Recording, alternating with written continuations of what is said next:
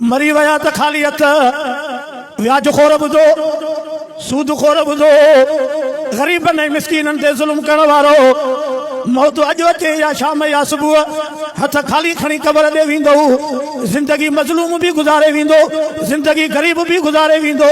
पर जेका ज़ालिम जी क़बर आहे जेको ज़ालिम जो मौत आहे अल्लाह न करे अहिड़े माण्हूअ जी क़बर खुली पवे त पोयां माण्हू कंहिं मुर्दे खे दफ़न बि न कंदा जेका हिन ज़ालिम ऐं व्याजखोर जी क़बर आहे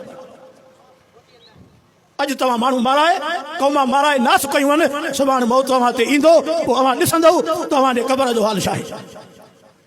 अव्हां साम्हूं वारा दोस्त ॾिसो था जाॾे मुंहिंजो हथु आहे अलाह तव्हांखे बरकत करे अलाह अव्हांजो क़दम क़दम क़बूल करे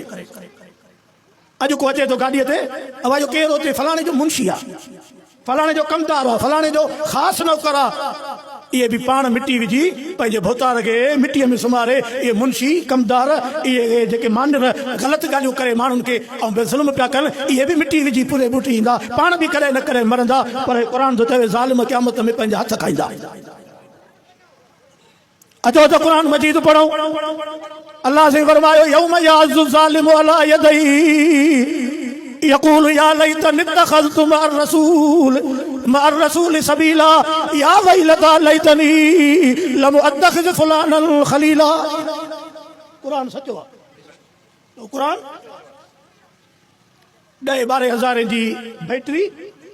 घर खुदा जो 10-12-20-40 हज़ार जी मोबाइल इंसान ख़त्म मोटरसाइकिल या चंडी का 25-30 हज़ार जी इंसान ख़त्म अज़ीज़ो मुसलमानो अशी ॾाड़ीअ सां पटको अशो क़ुर पाक मुंहिंजे साम्हूं पियो आहे अल्लाह जो वास्तो अथव क़बर पंहिंजी कारी न कयो क़यामत वारे ॾींहुं हथ खाईंदव पर को ॿुधण वारो न हूंदव हे चुटको आहे जे घड़ी अॻु में धुंध हुई हाणे सिज आहे झटि घड़ीअ खां पोइ वरी टेपरी थींदी ज़िंदगी सॼी ईअं आहे क़ुर पाक में अल्लाह से फरमायो ज़ालिम पंहिंजा हथ खाईंदा छा खाईंदा ओ ईअं चक विझंदा पंहिंजे हॾनि में ओ इन को पंहिंजे ॿाहुनि खे खाईंदा क़ुर थो फरमाए पर उन ॾींहुं थींदो कुझु कोन अफ़सोस करे चवंदा जेकर मिठे मुहम्मद जो तरीक़ो वठूं